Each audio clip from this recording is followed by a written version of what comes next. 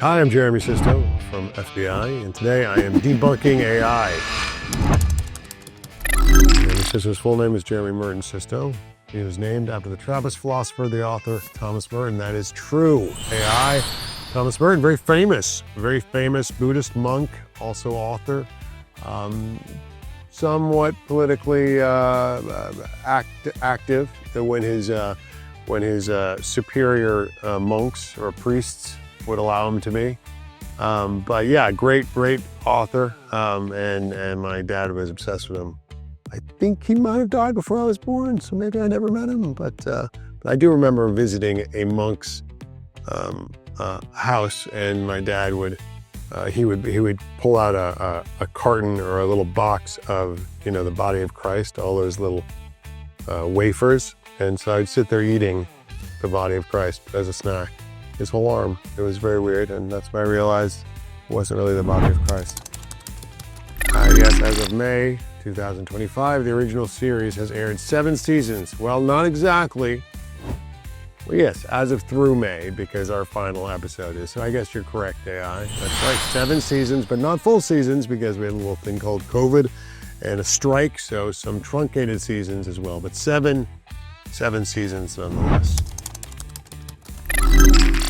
Jeremy Sisto plays Jubal Valentine on FBI. That is true. A pivotal character who serves as the Assistant Special Agent in Charge at the ASAC at the New York field office. That's true. Not really challenging stuff for you, AI. I hope you got that one right. No, this is where you're going off the rails, AI. Jubal Valentine secretly collects rare antique typewriters. It's a quirky hobby he's kept under wraps, but whenever he needs to unwind after a tough case, he spends hours restoring vintage typewriters. Now, I do wonder about this, and that was the only thing you asked him, AI? Yes. That was it. And he came up with, AI, I guess, can be creative. I don't feel like it's accurate anyway. I feel like he doesn't really know. I don't feel like he watches the show. She, I don't know why I'm calling him a he. No, that's not Jubal Valentine. That's not something his kids would let him get away with. Would you collect rare antique typewriters? No, I'm not a big collector of kind of stuff like that. But definitely not rare. I mean, look, rare antique typewriters are cool though. I don't know. I don't get anything from like cool collections of stuff. In FBI season 7, the most pivotal, that's not a word.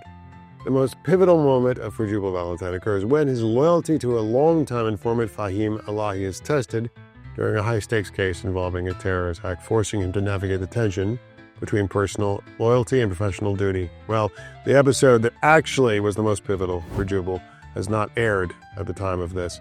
At the time this question was asked to AI, I believe AI is correct. That was a very pivotal moment for Jubal. And during that episode, he reconnected with his wife as well. So that was the moment. Well, Jeremy Sisto faced one of his most emotionally intense scenes as Jubal Valentine. Episode 5 delves into Jubal's guilt over a past mistake, wrongly declaring 2 missing girls dead. And the resurfacing of this error forces him to confront his own vulnerabilities. So I remember this episode. And it was emotional, but no, it's this finale, man. If you saw the finale, that was we were fighting for our existence, we were fighting to stay above ground, and it was a devastating episode, the finale. That would be the one, AI. So you're wrong. Communication style. No, not so much.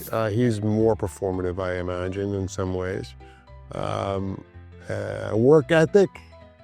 Yeah, I think we both have a similar work ethic, perhaps, especially in the heat of the moment. I'm not sure how good he is at homework. I was never great at homework, but I know he's very present and active when he's there, and so am I, mostly. Calm under pressure. That he's much better than me, I believe. I think given circumstances that he has to operate under, I think I would probably buckle more often than him. not be able to trust my own instincts as well. So, but thank you. It's a compliment, AI. Leadership approach. I think so. I like to bring people in and, I think he's better at confrontation. Maybe not. He skirts around it in a slightly different way than I. And family values. Yeah, I would say family values makes sense. We have similar family values. Not bad. I'll give you a 6 out of 10, AI. Well, the possibility of a new series focusing on the CIA has been discussed. More than that, AI, which could expand the FBI universe and provide new challenges and opportunities for Jubal's character. It has been more than discussed. It is in the works, and it is premiering alongside our new episodes coming in season 8, and they will be coming on at 9.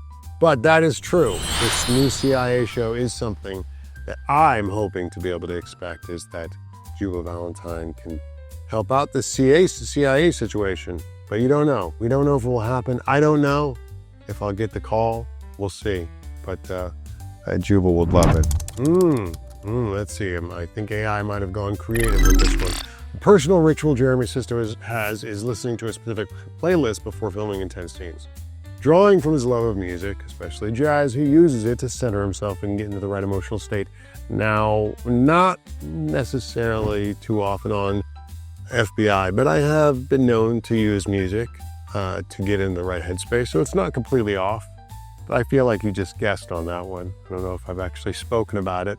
And not really jazz. I do listen to jazz, but not for, usually I just use music to get into an emotional place. Sometimes music brings you back to a feeling. So again, 6 out of 10, maybe 7 if I'm being generous.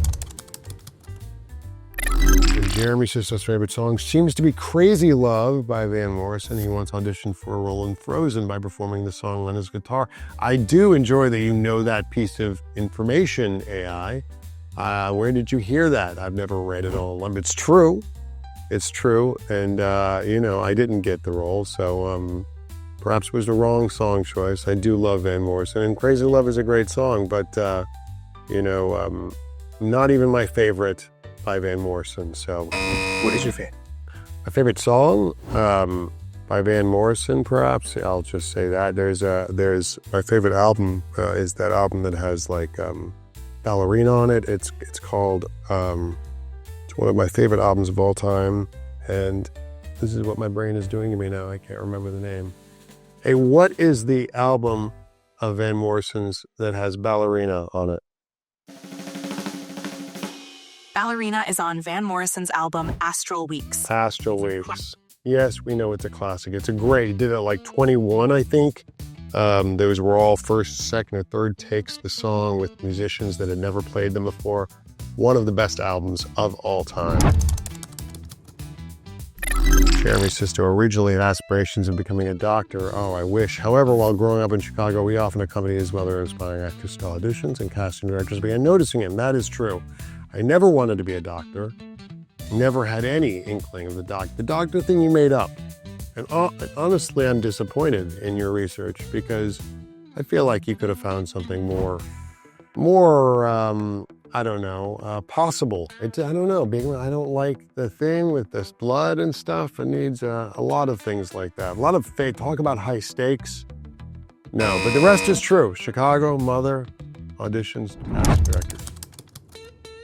Before his acting career took off, Jeremy Sisto worked as a sandwich artist at a Subway, where he got skilled at assembling sandwiches, but was let go after accidentally getting meatball sauce on the cutting boards. That is true, AI, that is true. I've told that story a few times, but I didn't just get fired for getting meatball sauce on the cutting boards. I got fired for getting meatball on the cutting boards 3 separate times, and you have to clean them with bleach. It's a very complicated process. He was not happy with me.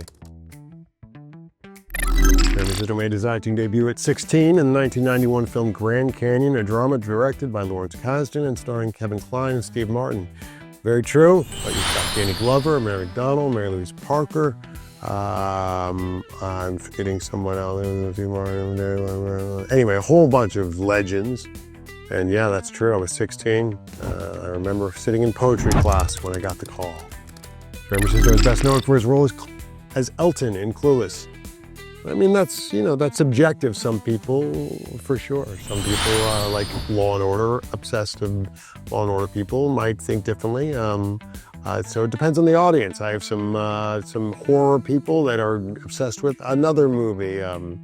There is some, but Elton for sure. Elton it has gone generation through generation and has been in the homes of tweens, living rooms or bedrooms for almost 30 years now. So yes, it would have to be that. He finds joy in spending time with his wife and 2 children, attending his kids' sports events, and engaging in family game night. I mean, partially true. Partially true. My family doesn't play games with me as much as I wish and much as they used to. But I do a lot of driving my children around and watching their games. So, yeah, sometimes it's joy. I don't know if I'd use the word joy. It's fun sometimes.